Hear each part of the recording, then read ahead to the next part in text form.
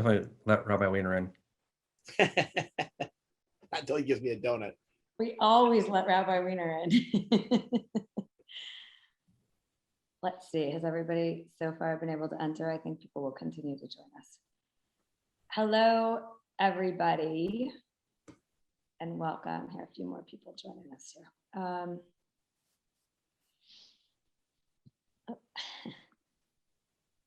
Okay. Here we go, the masses. They're coming in fast. I'll let a few more. They're coming in fast and furious, and we'll make sure that we let people in as they arrive. So, hello, everybody. I'm Rabbi Jessica Zimmerman Graf. Very happy to see you here for this conversation from the front lines between Dr. Jonathan Graf at San Francisco General Zuckerberg Hospital and Dr. Jeremy Faust, who comes to us from the East Coast, but via California. Well, I'll let you introduce yourself with all your fancy bona fides, but I want to say that the main thing that's incredibly valuable for all of us who are here in this conversation today is that this conversation in its entirety was conceived of really in March of 2020, when information was not very accurate, that was swirling around. There was a lot of fear and a lot of anxiety, and we were very fortunate to be able to have conversations with our homegrown, beloved, and trusted doctor friends who are from our community. We find ourselves now, all these months later, in a situation really with a lot of information swirling around. We're not exactly sure what's correct, and we're so privileged and grateful to be able to have this conversation, the third between the two of you doctors, to talk about really what's going on as anxiety is swirling again and the unknown is sort of taking over. So a huge, huge thank you to Dr. Jeremy Faust for joining us. He grew up at Congregation Sheriff Israel, and Dr. Jonathan Graf for peppering him with the really hard questions. Will give us lots of answers. So I turn it over to both of you. I will say that the chat is open for asking questions. We have a lot of material to cover, so we may or may not be able to get to all of the questions, but feel free to write in some questions to our doctors if you have any. And thanks to all of you who wrote in questions already. They have them, and we'll try to address as many of these issues as they can. So doctors, take it away. Well, thanks everyone. I was hoping the series would have finally concluded when we decided to taper it off at the end of last year, but for obvious reasons, and most importantly for I think a lot of the concerns that have come to us via emails, informal, formal conversations, it appeared pretty necessary to drum up this series again and present this program to you in the new era we live in now, which is the era of Delta and other variants sweeping across the country. So welcome to all of you, and welcome to you, Jeremy. Dr. Jeremy Faust is, you may or may not remember from last year, a frequent participant in these chats, is a faculty at Harvard University and is a practicing emergency room physician at the Brigham and Women's Hospital in Boston. But he is we consider him to be one of our own, having grown up here at Sheriff Israel and returning home to be with both his and his wife's family, who both are still in the Bay Area as well. And Jeremy, thank you so much. Jeremy is a well-known, I should say, what's the best term? I think the best term would probably be to say epidemiologist. He's a budding epidemiologist, and I think more importantly, is a provocative epidemiologist. He's willing to ask questions that I think more traditional epidemiologists have been slow in answering, particularly in response to a global, fast-moving pandemic like this. And we'll talk about some of Jeremy's insights that I think have shed a lot of light on the nature of this particular pandemic and what we have learned in the last year and what we may be facing in years to come. So I'm very, very honored and privileged to be involved in this conversation with you today, Jeremy. So welcome. Thanks. It's great to be back. It's always fun to talk to you. That's why we keep doing it. Well, thank you. But just so you guys know, Jeremy was on a recent podcast with Katie Couric and others who I think I hardly hold a candle to. So I'm actually flattered that you'll talk to me. Katie's one of the only people who's interviewed me more than you. She's ahead of you still. various CNN and other cable news hosts. So I really do appreciate you being here with us. A lot of people are concerned. We obviously have we live luckily in an area here that theoretically should be close to, if not at herd immunity, were that to actually be a concept that exists in the era of the Delta variant compared to the original Wuhan variant. About 75–76% of San Franciscans, I think at last check, have received a full course of immunizations. And of course, that doesn't include children who are unable to be vaccinated yet. So a very, very high percentage of those eligible to be vaccinated are vaccinated in the Bay Area. And yet, I think as a proving case, COVID-19 infections are on the rise here, as are hospitalizations as well. Most of these hospitalizations, even here right now, we have, I think, 15 or 16 at last check here at my hospital behind me, are mostly in unvaccinated people, but we have seen breakthrough infections here. I wanted to start by talking about what do we know about Delta right now. There's obviously a lot of controversy about this.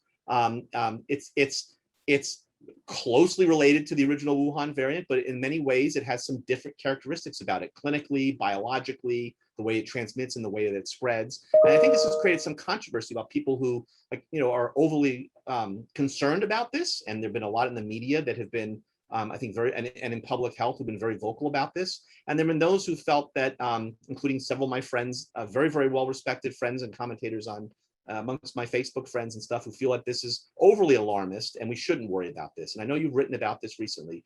Tell me how you see the Delta variant, and should we be alarmed? Should we not be alarmed? Or is it okay to be both? Can we be nuanced? Can we use our brains and actually not everything has to be black and white? Yeah, that's correct. The first thing I'll say is that we cannot ignore Delta. We cannot shrug it off. It is different than the other variants that we have encountered. And each time there's a variant, there's the headline about the variant that's designed to freak us out. And to some extent, that's all been part true and part not true. Delta feels different for a couple of different reasons. And then what to do with that is the nuance. So what's truly different about Delta? The first thing that is absolutely incontrovertible at this point is that Delta moves more quickly. So it seems to infect at a higher attack rate. In other words, if you're in the room with someone who has this virus, you're more likely to pick it up from them. Because by the way, it's not 100%.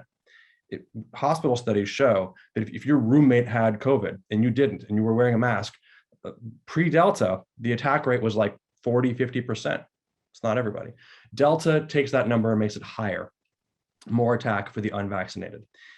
We think that it replicates faster for some reason, so that the viral loads that are in your airways are higher sooner. This seems to suggest more contagiousness. We don't yet know really how much more deadly it is as a pathogen in terms of, is it causing worse disease? Is it more deadly? There are hints, however, though, that it does have a small incremental change there. That's true for everybody, especially the unvaccinated. This Delta makes the choice to not vaccinate an even poorer one than it was before. It says, oh, if you want, let me wait and see. Delta is not giving you any time to wait and see. It's coming for you. So that's a big problem, and it's a problem with the kids. For vaccinated people, what truly makes Delta different, we think, is the contagious piece. It might be a little less effective. The vaccines might be a little less effective at keeping you out of the hospital, but we were crunching the numbers for this, and it's still the high 90s, we think. So there are times during the pandemic, there are some data sets that if you had the vaccine, you were 100% protected against hospitalization. It was like perfect game. Probably realistically, it's in the mid-high 90s. So now maybe Delta for the vaccinated people takes that down a couple of percentage, which overall still great.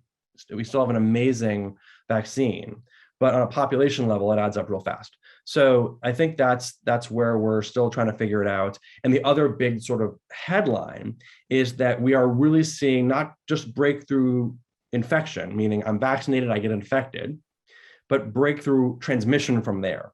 So you're vaccinated, you get an infection, maybe you don't go to the hospital, you feel terrible, but you're at home and you're safe, you're not dying. This is what the vaccines are supposed to do.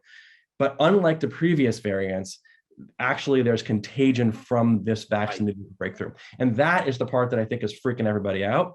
And rightfully so to some extent, because people who felt like they were protected no longer can feel that way. I think that's exactly right. I mean, what I've tried to tell people, we clearly are seeing breakthrough infections, and San Francisco, whether it's San Francisco, whether it's the New York Yankees, whether it's other highly vaccinated populations like Olympians that get tested on a regular basis, whether they're symptomatic or not, we're clearly seeing transmission in these populations. But like I've also said, if you could theoretically create, an area where 100% of the population is vaccinated, and you have patients in the hospital with COVID, by definition, you're going to have 100% of your hospitalized patients be vaccinated, right? So the numbers matter here, and I think you're exactly right. Although we're seeing enormous spikes in cases, and although death rates usually lag behind by several weeks, and we'll get to some of your very interesting, I think, methods that you sort of have honed to follow the pandemic. If you look at hospitalizations and death rates, they've gone up, but they haven't gone up at nearly the pace that infections have gone up, which strongly suggests. And if you look at who's in the hospital, it's enriched still for unvaccinated people, even though they're a smaller percentage of the population. So there's no question that the vaccines are remarkably effective against at least the current variants we have now. We don't know what's coming down the road, but at least the current variants now, you're right. And I think the real concern is, what about our unvaccinated children? Yeah, and I continue to believe that this virus is a relatively low risk to the individual child, but on a population level, the rare events add up. And so the rare events add up to actually a striking number of deaths in kids. I was reading this book by one of my mentors, Perry Klass, and she's a pediatrician and writer at NYU, and best-selling. She writes for the New York Times. She's brilliant. And she wrote this book about childhood and how basically it was really during our parents' or our grandparents' lifetime that kids surviving into adulthood was considered a guarantee. Like, that's a new thing.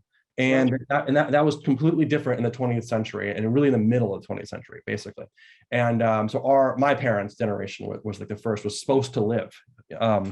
And so when you hear about kids dying of anything, it's all kinds of wrong. And for all the mitigation we've done, and for all the masking and all the testing, we still had last year over twice the number of COVID deaths in children 0 to 17 as we usually have die from the flu. You may have read the opposite in the New York Times and elsewhere.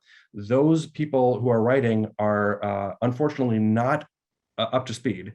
They don't know that they are delving into internecine academic wars that actually I'll happily settle, because it's not close. The people who think that flu kills 500, 600 kids a year are just wrong by a factor of 4, and I can prove it to you. So anyway, it kills a lot of kids. So what worries me for Delta is on the population level, and I think that, sorry, this is like my in-laws' house here. It'll stop in a second. What worries me is the population stuff, and I think that for kids, though, to keep schools open, it's going to be a combination of rolling out the vaccine and then more and more testing. Right. We'll get to exactly that strategy of how to keep it out of places where we don't necessarily want it, which you alluded to, I think, just that. It's the population level that matters. I mean, we as a society have decided on so many other levels to accept very, very low risk, whether lean sigma 6 kind of terms, right? We don't accept a 0.5% risk of crashing when we get on a plane, for example. We want the risks to be infinitely lower than that, and we make expensive and necessary adjustments to procedures and policies and flying to make that happen. And COVID, no matter which way you look at it, is certainly a top 10 cause of death in children under the age of 18. And although there aren't a lot of causes of death in children under 18 these days, other than accidents and suicides and things like that, it's eye-opening that it appears now in the numbers, and it's rising. We've had a lot of questions about children that have sort of come both that have been asked sort of before in preparation for this talk, coming from many different congregants, asking if this disease is somehow different in children. And I'll get your take on this in a second. My take is, sort of, if you look at the data, we don't really know. There are certainly more children being hospitalized now, that I think is a feature of just the speed and rapidity with which the Delta variant has been able to sort of take hold of the population. The fact that, again, children represent a larger percentage of the unvaccinated population still yet, but whether or not it's and if you talk to pediatricians and ER physicians on the ground, a lot of them are at least reporting that the kinetics of Delta appear to be a little bit different in children than the original Wuhan and other variants were sort of prior to this. However, on a larger level, it looks like nobody really knows, but at least most children still who are getting this don't appear to be as badly affected as adults. Nonetheless, on a population level, right? And this is where I think there's been some issues with some of the politicians in certain states coming out and saying, just the other day, I'd rather have 500 20-year-olds get sick versus one 80-year-old, and the question really becomes, well, if one of those 500 or a couple of those 500 20-year-olds dies, what's the value of the lost years of life there compared to somebody in their 80s or 90s? I mean, are we willing to accept this population-based risk for unvaccinated young people? Yeah, this one of the things that really bothers me in the talking points that surround kids is this idea that A, it doesn't actually add up, it does, and B, that the pandemic itself doesn't hurt kids in ways that we haven't maybe thought about. There's a lot of hand-wringing about schools, but I'm sorry, there have been 30, 40, 50,000 children who have become orphans. They've lost a parent. Right. School-age kids. I'm not talking about, I'm a kid, my parents are 80, whatever, they're in their 70s. I'm talking about kids in school. Tens of thousands of their parents, their working age parents, have died. And so you want to know, geez, kids are kind of depressed, we read in the paper. Well, maybe it's because you're asking enough of them that adds up. And they've lost grandparents, and they have lost school, and they have lost other things. So, but I find this downplaying that, just because the fatality rate in kids is 100, 1,000 times less than it is for the 85, 90-year-old doesn't mean it's actually not a completely large number. And also, by the way, we had 300 or 400 kids die of COVID last year, and we think that probably, and that's of about 6, 7, 8 million infections. It probably was triple, quadruple that. That means if let's say 15 million kids, we'll quintuple it, were infected, of which you had 300 or 400 deaths. You multiply that by 6 when you get to the whole population. If you let it rip, and now you have thousands of kids. That is an unbelievably high number. So it's worth doing the mitigation around schools. It's worth testing. It's worth saying, wait, if we have an outbreak, stay home. It's worth saying, let's get these kids vaccinated. I totally agree. Again, at the population level, I think if people started seeing that there were thousands or tens of thousands of kids dying, even if it was a small percentage of the total number of kids infected, I think that the country wouldn't, and the political establishment at that point, I think, would change its tune and certainly wouldn't, I think, accept that.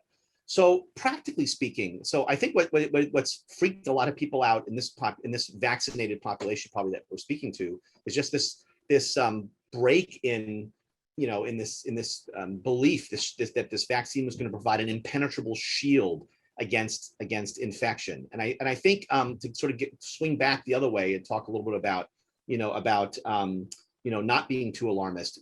Let's talk a little bit about infection versus hospitalization versus infectivity.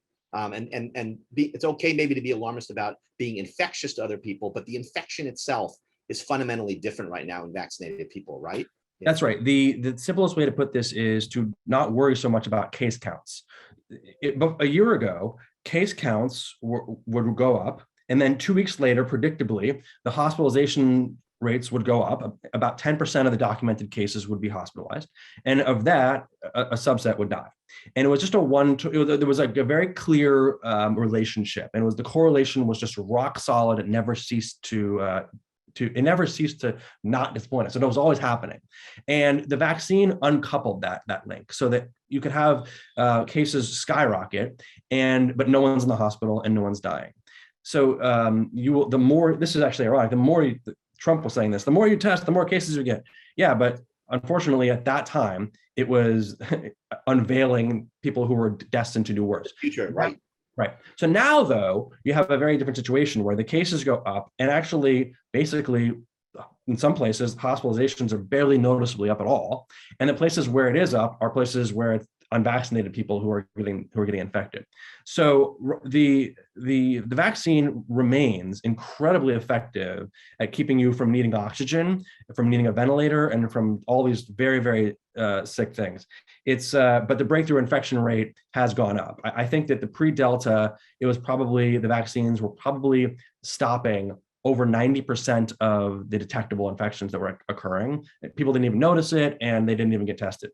Now with Delta, I think that probably it's still working to decrease infections, but instead of being 90-something%, it's in the 70s. So that means that people who I know have gotten breakthrough infections and they noticed it and they don't feel well. So they're at home. They actually have, you can even have the loss of taste and smell. All that's mild.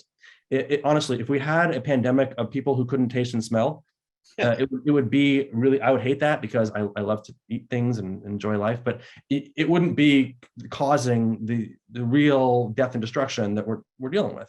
So yes, this thing is causing more breakthrough infections, which are symptomatic, but it's really on the margins in terms of the hospitalization.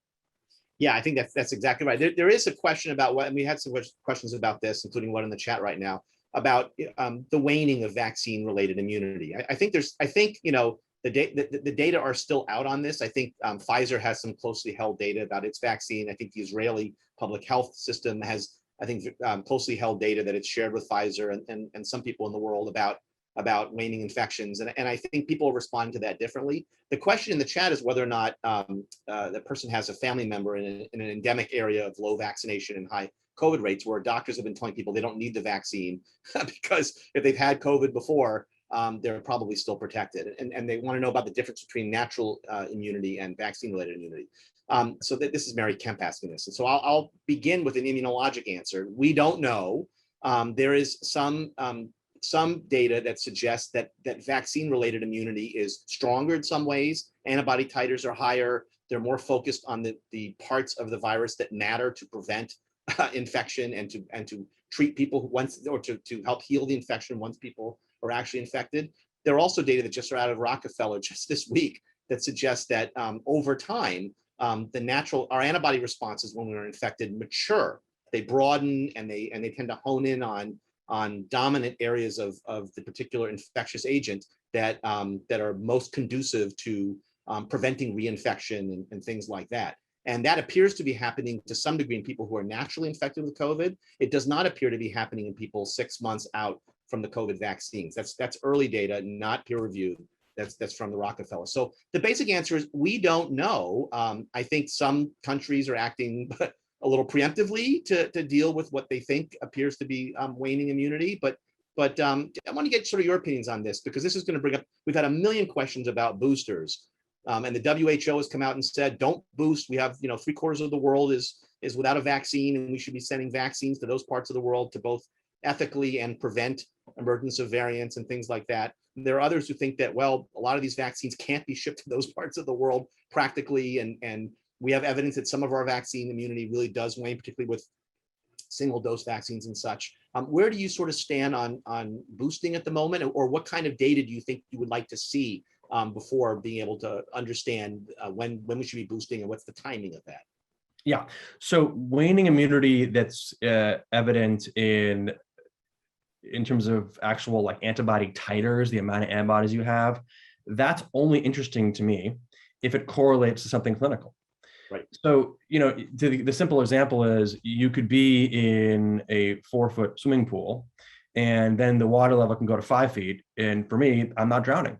So the fact that the situation became more perilous didn't really, because I'm here. But if you tell me that actually, wait a minute, in about a week it's going to be here, well, I better figure out a way to get out of there. So the numbers changing doesn't in and of itself mean anything, but it alerts us as to something to look for. And so what worries me would be in Israel, for example, they're saying, oh, we're seeing an uptick in hospitalizations among the very people who we're seeing waning antibodies in.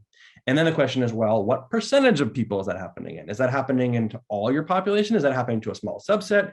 And so we need to identify who those people are. I think it makes a tremendous amount of sense to consider boosting people with genuine immune compromise, people who were never really great responders to begin with. Most of us didn't need to get an antibody titer test after our vaccinations, but if you were someone who takes medications to suppress your immune system in order so that you don't have organ rejection for your kidney transplant, it was worth getting titers. And a lot of those folks ended up having lower titers than we were comfortable with, but we still feel they had protection. Given Delta and what we're hearing from Israel, I think it makes a great deal of sense to consider acting ahead and boosting people who have immune compromised, advanced cancer, organ transplant recipients.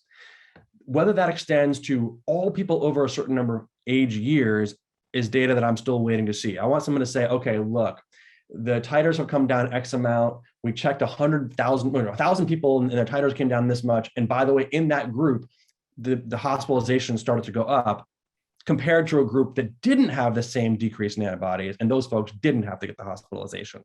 So when I see that, then I'll say, okay, great, boost. When it comes to the WHO's thing, they're mostly right, but they're kind of wrong. So the WHO is like, they're savvy.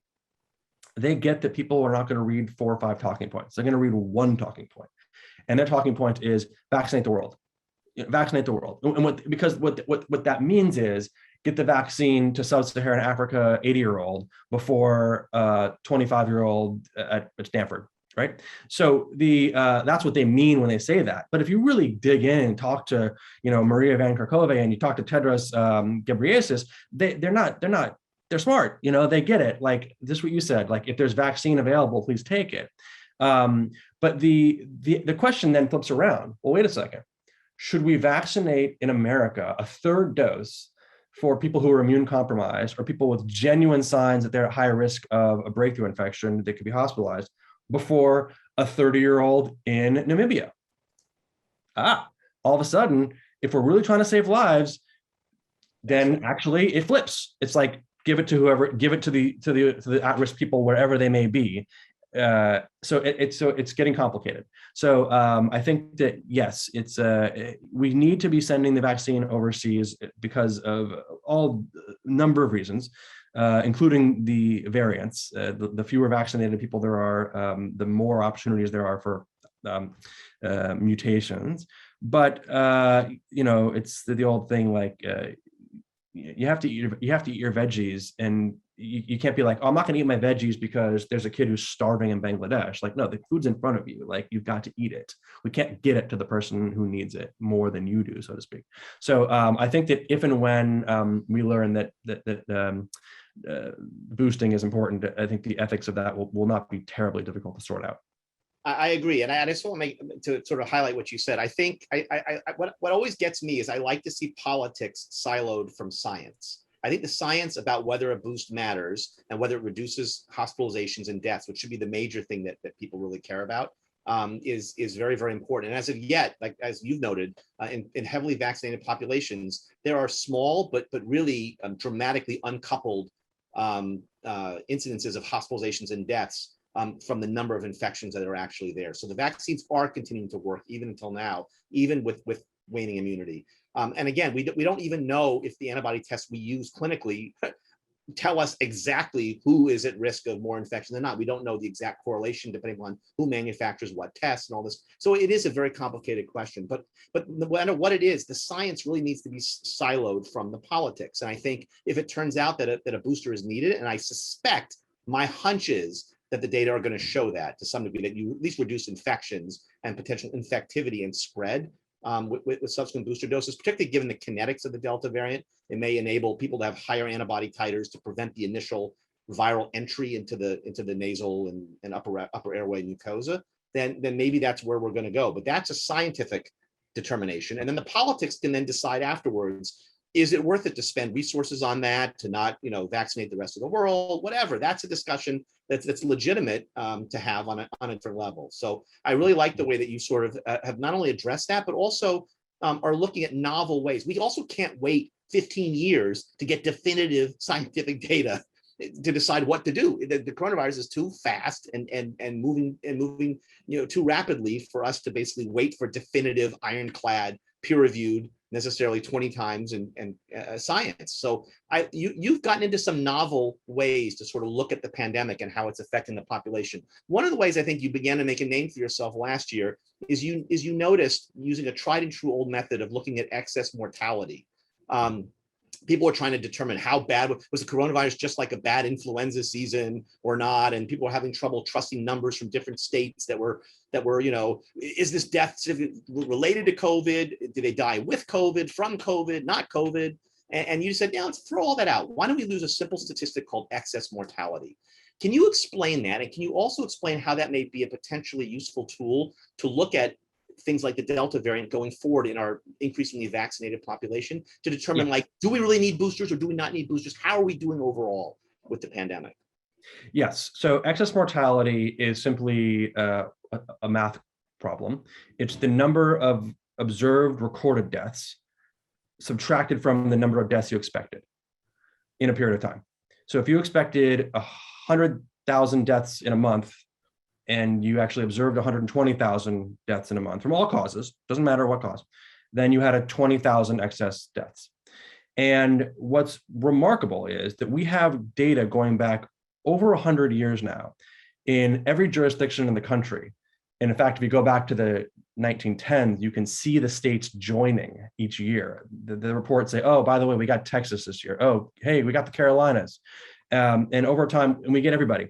And so we could, by the time you get to today, in almost every jurisdiction, every country, every major city, and with advanced modeling, we can actually predict with incredible accuracy the number of deaths that will occur in a given place in a given time. And when you look at this, and it goes up in the winter because of respiratory illnesses, it goes down in the summer. And when you look at this, I mean, it is for the first time I actually stared at it. It was actually kind of like, I actually kind of got emotional to see hundreds of millions of people's lives, one generation sort of blending into the next.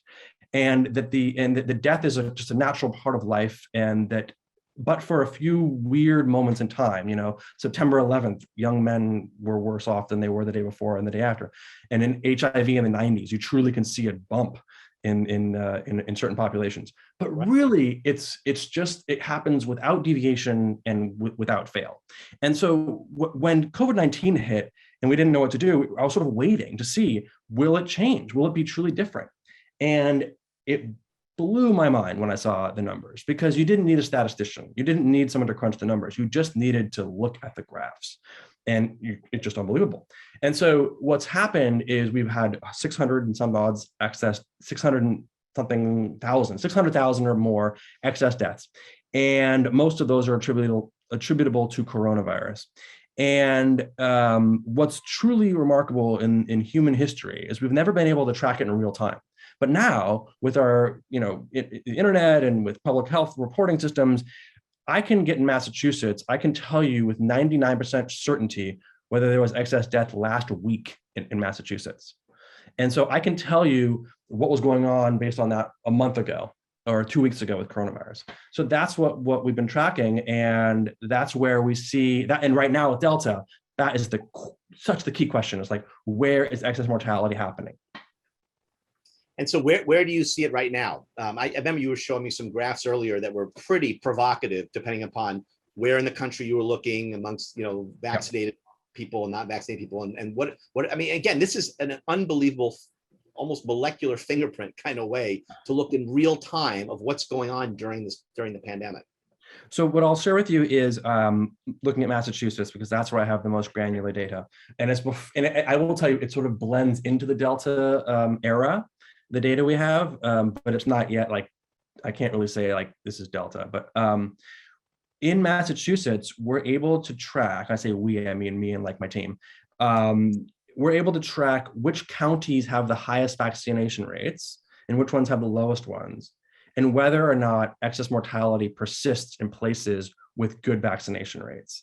And the answer is incontrovertibly no, that high rates of vaccine eliminated excess mortality this spring and early this summer in Massachusetts, and that the places that were still having excess mortality were the ones lagging on vaccination. That eliminates the possibility that we were just seeing a seasonal variation. That eliminates the possibility that we were just counting COVID deaths. It's because it's excess. And it is, it's my belief that it is the first time in the history of the species that an acute pandemic could be stopped by human endeavor. And so when I saw that, I got kind of excited. So, but we're now reappraising it all with Delta.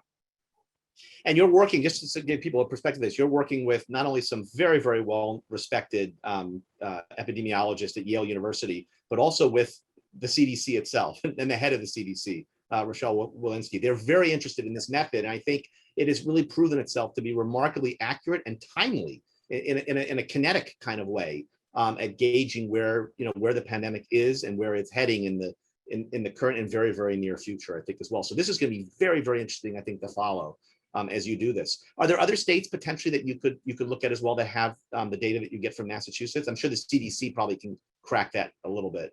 Well, the CDC is always slow because it's like a game of telephone. So Massachusetts tells CDC, they probably tell CDC after they tell me, because I've got it worked out with the DPH that they just send it to me every Wednesday. And if I need something else, then they probably submit it to the CDC like on a schedule. And then those folks have to like put it all together and use their methodology to crunch it and clean it. But yeah, I mean, other states like Connecticut, I think we can get it. I think that it just depends on how fast each DPH is getting their numbers out. So it really just comes down to local resources. So yeah, I happen to be in Massachusetts most of the time. So that's terrific. Well, I mean, maybe we'll get you some from San Francisco too, and you could add to our DPH is pretty responsive here. Well, you guys haven't had much excess mortality, right? I mean, no, no, very, very little, extremely a lot little. And if you link it to cases as well, I think we have become even further uncoupled. I think I think we've had maybe 5 deaths in San Francisco in the last month and a half or somewhere in that range, despite having had several thousand new cases. So, right. So it's exactly what you're saying.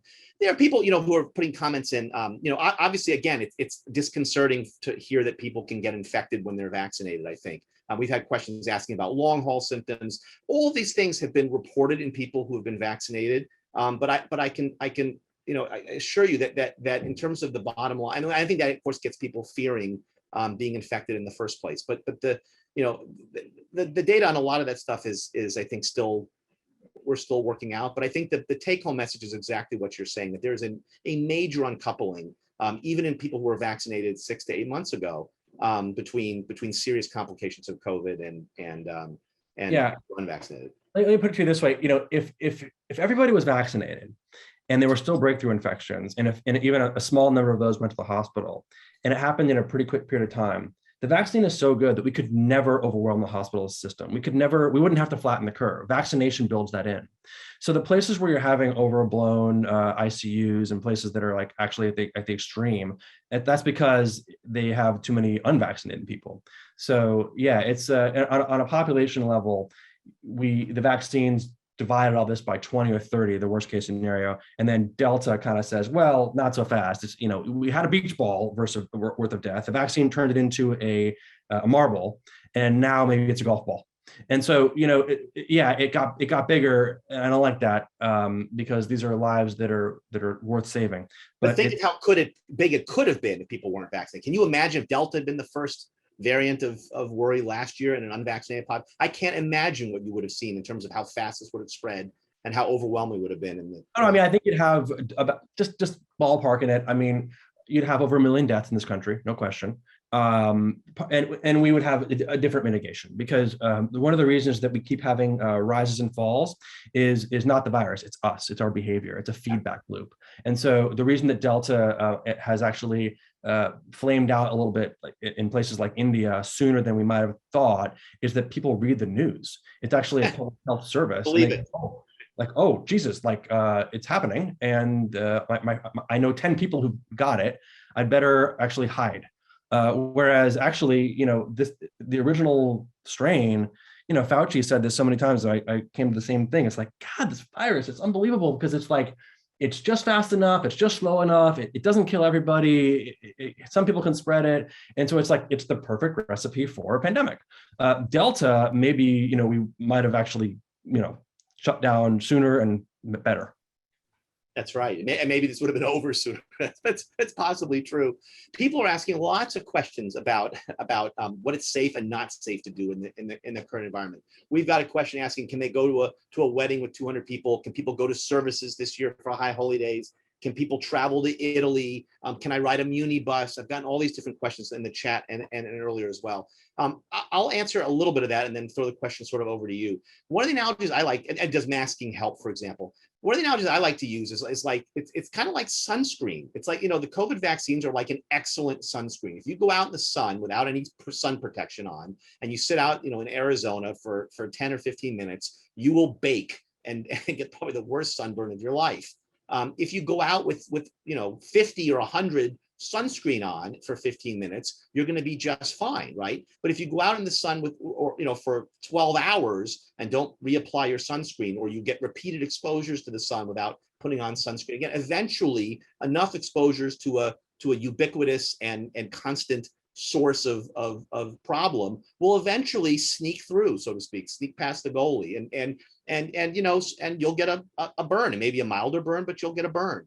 All these things, it is possible to catch Delta on Muni. It is possible to do all of these things, but I think you just have to look in a sort of risk mitigation way and say the vaccine mitigates my risk to a certain between, if you believe Israel, 40% up to 70%, whatever. If you wear a mask, it lowers that by a few more. If you sit next to an open window, if there's only one other person on the bus, if you're riding for only a couple of minutes, right? I mean, you can see how you can mitigate that, and you can go on about your life.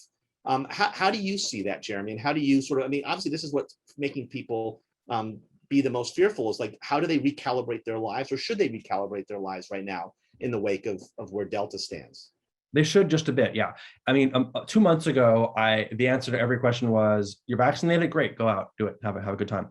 And there are some people who think that, by the way, that the CDC having dropped the mask mandate for people like us who are vaccinated was a mistake, and that we opened too soon, and we brought this upon ourselves. I disagree. I think this is being driven by unvaccinated people, and I think that Delta rips through a super spreader, rips through a little cloth mask, in an elevator with 6 people. I'm sorry. So it was going to happen anyway.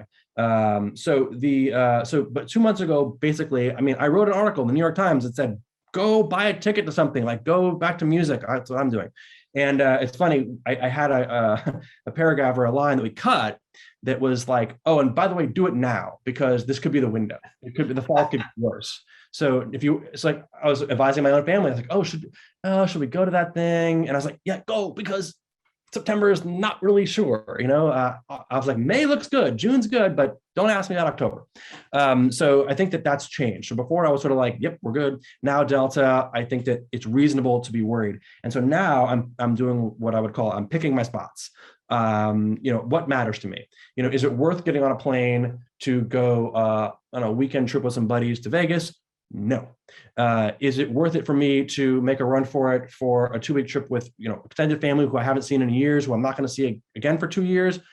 I think so. But that's just my own risk tolerance. Everyone has a different thing. And so the way I am approaching this is really in 2 things. It's basically what you said, which is always, you take into account all these different features, and they add up to some kind of number. And I would almost call it like an exposure allowance. Like, if you're exposed to 1 person a week, I don't care what the situation is, your risk is super low. If you're exposed to 50,000 people a week in a small room, you better have a damn good mask on, because it's not, you're going to get it. And so we have an exposure allowance. And so having a good mask and having ventilation and having only being around vaccinated people and all these different things, that changes your exposure allowance a little bit. So there's not not all 100 exposures are created equal. So that's how I'm thinking about it, is I'm trying to limit exposures, but I'm making choices around this. I think that, to me, the number one thing I can tell you is vaccination plus a rapid test, this is a same-day test, is absolutely as close to zero risk for the people around you as you can possibly imagine. It's better than we were before. So, for example, You can't say, I can't say, okay, I have a vaccine and I have a negative test that I do, and therefore I can go to the symphony. That doesn't work because, well, you might not spread it to somebody else, but they might spread it to you. The test doesn't render you not susceptible. But what I would say is, if you're having a dinner party at your house and everyone's vaccinated and all 20 people have taken a test that day and it's negative, trust me, there's no breakthrough happening. The rapid tests are good, are perfect at detecting contagious virus. So I'm now really advocating for the reintroduction of tests back into our lives, and especially the introduction of mass scale rapid testing for the first time in this pandemic. I'm pleased to tell you that the CDC is interested. I'm pleased to tell you that the White House is interested. I had brief but substantive calls with both this week, and they're like, yeah, we know, now's the time, we're working on it. And I'm hoping that we will actually have that soon. This is a great point. So I wanted to get to this right now because some people have asked. So we have one question saying, I've heard there's a rapid antigen test. I've just heard that there's a rapid home testing kit for COVID-19 available at drugstores. What is this? I didn't know about this. Why isn't it more widely publicized? Let me introduce this by way of talking about the future. Like, how do we go about this pandemic in the future, keeping our kids safe who are unvaccinated, trying to live our lives as much as possible, going out to hear music, which is so important, I think, to you and me and who love music and everything else. Obviously, masks are part of this. Vaccination is part of this. Hopefully, antivirals. The government, Fauci announced about a month or two ago that the government would be spending, and Biden, several $1 billion to launch a new government initiative to create antivirals, both for COVID and for unforeseen yet infections, which I think would be a huge ability to treat actually COVID. If we were to get it, would be a huge plus. And I think rapid testing is a big part of this too. Now, rapid testing was poo-pooed early on because it's less sensitive than molecular-based testing using nucleic acid amplification and things like that. The problem with nucleic acid amplification is that while it's specific and quite sensitive, it requires sending samples to a lab. There's a lengthy turnaround time. It's a little bit unwieldy. It costs a lot of money. You got to take the thing up the back of into your brain, and it's not an easy thing to do on a mass scale routinely. But these rapid antigen kits, which are not great for diagnostic purposes, because if you're trying to diagnose someone with a particular syndrome, they lack a little bit of sensitivity. But in terms of predicting, where they are really good is if you have enough infection in your nose to spread it to somebody else. These things are very good at picking that up. You're actually in the infectious stage of the infection. The rapid antigen kits are very, very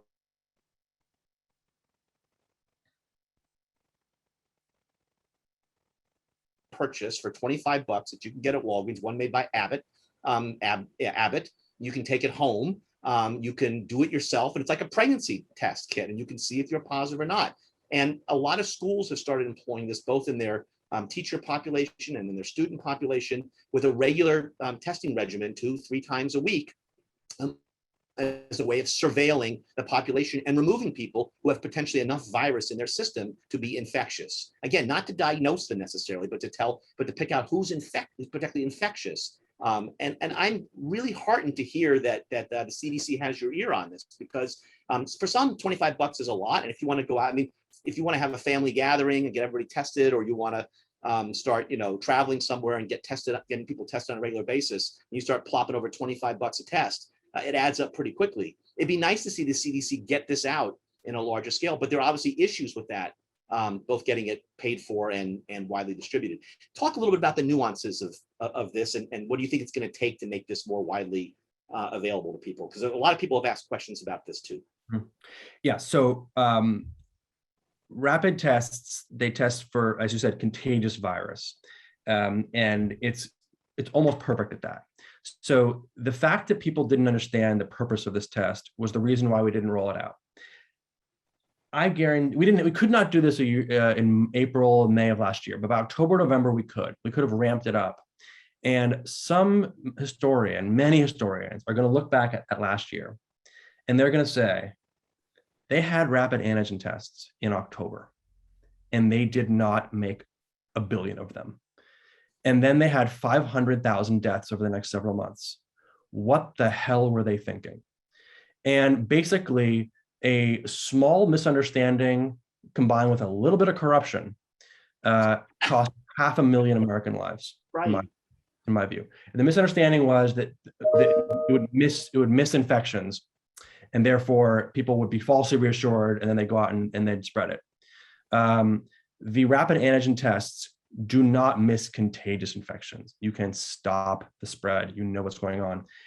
The reason that the CDC doesn't love it is that unlike the PCR tests that are all in a laboratory setting, they don't get to follow the answers. They don't get the data. And the CDC is a number crunching agency. They want information. And I reminded them that their primary stakeholder was not their own epidemiologist counting stuff, but it was the American people being alive. And so that it would be better for them to know less, but for us to live, than for them to know more and us to die. And they said, yes, we got that. It just took a little while to sort out. And by the time they kind of sorted it out, basically during Rochelle Walensky's time there, which is with Biden, the vaccine became online, and for several months, it didn't seem necessary to push. So they get that.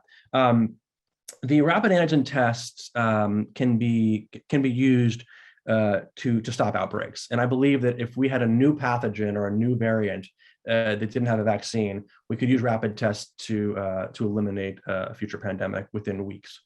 And using them properly is important too. So if you're going to, again, these are unlike a diagnostic test, these are more of a surveillance test. And so, for example, when you came out here to visit your family, you brought a bucket full of these tests with you, and you take them on a regular basis, right? Because again, we're trying to capture, if you take the test too soon and the virus hasn't had a chance to become replicate to a high enough titer where, of course, you're not infected yet, but you might be. But if you use the negative test as reassurance that I'm not infected, therefore I'm going to spend a week and a half with my family, that's not good. But if you use the test at that point and do it serially thereafter to see if you can capture yourself in the normal kinetics of the infection when you're at your most infectious, it becomes extremely efficacious. And with multiple repeated tests, the sensitivity is enhanced tremendously as well in combination. So I think you're absolutely right. And the money piece is basically at scale, at bulk, they could be about $5 a piece at scale. And I cannot think of a better use of our stimulus money. Like if you want to, honestly, how many tests, you can just do the math backwards. How many tests would it take to save a life? And let me tell you, it won't be many. And so you would have to have hundreds of thousands of tests. Actually, no. If for it to not to be worth it on an actuarial basis, if you're just an actuary, you would need to have it only save one life every 2 million tests. Let me tell you, we're there. Like that's not a problem. So I honestly, I think we should have like a Marshall Plan for tests, and we can shut this thing down. That's a great point. I'll probably end. So I was asking, do you test 5, 10, 15 days? You basically test 2 to 3 times per week is basically, I think, what the recommend. At least that's what's recommended for schools and other things too. So at least 2 to 3 times, at least every other day, maybe every 2 days is a pretty. I think it depends on, well, look, it really actually does depend on local case counts. But what you can do is you can develop a protocol and say, look, if we've got this many cases, then we have to do weekly testing. If we have so few cases, we can do monthly. But if you've got it out of control, you got to do it more. So there's no one. This is the amazing part, John, is that even at the federal government level, there's no plan for that. There's no like, hey, wait, what would we do in this situation? And I'm trying to be like, guys, now's the time. So I think they should tell us. They should say, in your area with your prevalence of infection, you should be testing 3 times a week. Here are your tests. Pick them up. And here's the test. Yeah, and they can pay for it. It's cheaper than any infrastructure. That's absolutely right. For the last point, I think we'll probably make tonight before we sign off. A lot of people have asked about a couple other vaccines that are either in development and about other potential variants out there. Are there other variants we need to be worried about? There are other variants. This is an RNA virus. It mutates at a natural rate. I think it actually mutates probably quite a bit, but because most mutations don't amount to anything, when the virus can make 1 million copies a day in your nose, almost certainly there are probably thousands of mutants in there, and none of them can outgrow either the original strain that's in your nose or a variant of interest, and Delta being one of them. So for now, there are a few variants of interest that have managed to outcompete in certain parts of the world. There's the Lambda variant in Peru that has some kinetics that are potentially, I think, concerning, as well as some potential to be resistant to vaccines. There's ETA.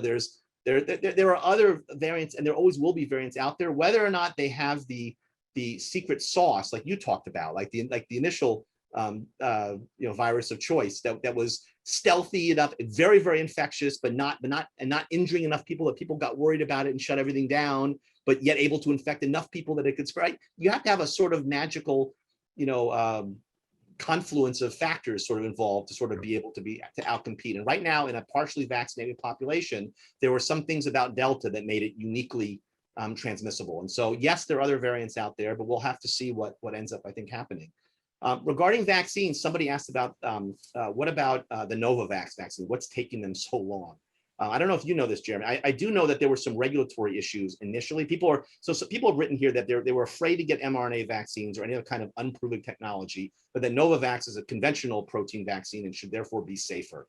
I can tell you that that's not necessarily true. The vaccine appears to be very, very effective. There are many protein vaccines that have side effects associated with them, particularly with adjuvants in them, which the Novavax vaccine has. And the reason it's not on the market now is more a company-specific issue and how it got its filing and they organized. But they're filing for an EUA extended use authorization for later this year. So it is coming to the market. In terms of assuming it's not, so it's for the people who've asked the question about they're waiting for the Novavax vaccine. There's nothing magical about the Novavax vaccine compared to what's out there. What's out there already is darn good. I think and even in the era of Delta, that's something I think that we should all feel reasonably assured about. With that, Jeremy, any comments about that and any last messages you want to leave people with tonight? I think you've done just a spectacular job, I think, summarizing where we are right now with Delta. What I like to add with the variant piece is that there could eventually be a variant that puts us back to square one, but actually, again, I sort of banging this drum a lot, but rapid tests would be the answer, because there's not going to be a variant that doesn't have spike protein, and that's what it detects, or nucleocapsid protein, and whatever it detects. So that's how we get out of future pandemics. I think it's just like, it's unbelievable we're not. I agree that mRNA vaccines have been a wonderful innovation, and they're actually really fragile. People are like, oh, what are the long-term? The mRNA vaccines are actually quite fragile. It's amazing that they work. The technological breakthrough was making them stable enough to actually make a difference. And then once they sorted that out, you had what we have. So yeah, no, I think it's really important to realize that the way out of it, the variant problem is through testing. What's really interesting is you've all heard of this thing called the R number, which is the number of people you infect. If one person gets a virus infection, how many on average would they go on to spread it to? That's the R naught. And but there's also another number called the effective R, which is basically it's sort of like the opposite. It's like how long will it take you to get to a place where the R number is less than 1, which means that on average, I spread it to less than one person. So maybe like you spread it to one person, and then 3 other people get infected on their own, and they don't spread it to anybody. The R there will be a quarter, because 1 out of 4, one person came out of 4 infections. And actually, when you get to under 1, you're actually contracting. You're not expanding a pandemic. Right. And we've learned a lot about the R, the effective R. And what's cool with rapid antigen testing is it tells you when you're not contagious anymore. So actually, ironically, we would tell people more harshly to stay put in their room and not leave. So it's actually a more draconian sort of isolation. It's like, you are truly contagious, do not mess around. But in exchange, we will release you from this sooner, because most people aren't contagious for as long as we thought they were. So maybe after 7 or 8 or 9 days, they are done. So that's the future, I hope. Yeah, and I think that's also a great point. And maybe one of the reasons why Delta has begun to burn itself out in other parts of the world, it may be that it's rapid on, rapid off, and once people wake up, like in India or England, to the fact that they're inundated with this infection and they spend a few days away from each other, people become less infectious sooner. So there may be some bright sides, I think, to this point as well. Yeah, we did see this in China. I mean, I got in this big thing with the Tool Guane about this, where it was like, the reason that the average infection was happening early in the course was not because the virus wasn't contagious for longer. It's because in the first few days you infect your family, and then there's no one left because you're still home. That's exactly right. And in the original SARS epidemic, if you go back, to 2003, not only was it more lethal, it probably burned it killed off its host rapidly, but again, it infected the families very, very quickly while people were isolating. It got through all the potential sources of potential future infections were all burned itself out, and then the pandemic died out as well. I think it's exactly what you're postulating. So with that, thank you so much, Jeremy. You've just been as engaging and as engrossing and as provocative, I think, as ever. A lot of the things you've expressed here are I think, novel. I mean, it's really a very, very creative and very, very intellectual way, I think, to approach some commonsensical questions that I think people have, that I think we have yet to hear such clear messages, I think, from the popular media and from other, I think, advisors who are waiting, I think, to get more data. But I think I believe you're right on the money, as you were last year as well. And thank you so much for sharing your thoughts with all of us today. Yeah, it's great to do it. I'm sorry we have to, but I think that we still have, they're still doing these kinds of things makes a difference, and for our community, and it makes a difference for other communities. I see in literally in communities of color, when these kinds of conversations started to happen, you started to have better control. So we have our community, and every community needs to be having these conversations, so that we, on one hand, do not overreact, and on the other hand, do not underreact. Oh, and that's a great point I want to add to people that you also noticed. If you look in communities of color, for example, the African-American community, where the morbidity and mortality from COVID-19 was so much higher than in other populations, that's been reversed with vaccination. There's actually been a paradoxical improvement in outcomes, right? Because the vaccination rates in those communities where the messages have gotten out and where vaccination is higher has made a humongous difference. That's something you also have noticed as well. Yeah, some of that's vaccination. That even happened even during the pandemic. That basically there was like a wake up call, like, oh gosh, this is for real. So yeah, so these kinds of things, we'll keep doing them for as long as necessary, because it's fun to talk to you. But I think it's important because it does, I hope, reassure people on one end, and also for anyone who is a little bit more cocky on this thing, like, please, like, let's Seriously. You have many, many years of life left. Look, the average 80-year-old has life expectancy of 8 years. And by the way, the other half is even longer, We have a lot of music to listen to in those 8 years. Yeah. You're absolutely right. Well, thank you, Jeremy. And Jessica, Rabbi Jessica, we'll throw it back to you. I just want to jump in and add enormous thanks of mine and of the entire communities to both of you for this incredibly, incredibly informative conversation.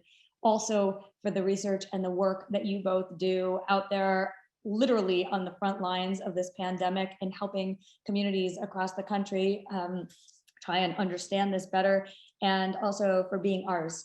Thank you for being from within our community and bringing us some clarity at this time of real confusion and anxiety. I feel much better coming out of this conversation and knowing that you guys are working on this and able to share that information with us. So thank you, thank you, thank you. For those of you who have listened to this conversation, and I heard from many people earlier today who weren't able to be here at this moment, this conversation has been recorded. Please share it widely with your friends and family, and people who are not able to be with us today, I know will look forward to finding the link on our website. So Jeremy, I hope that this pandemic will be over soon, and we'll be able to invite you back to talk about lots of other really interesting things.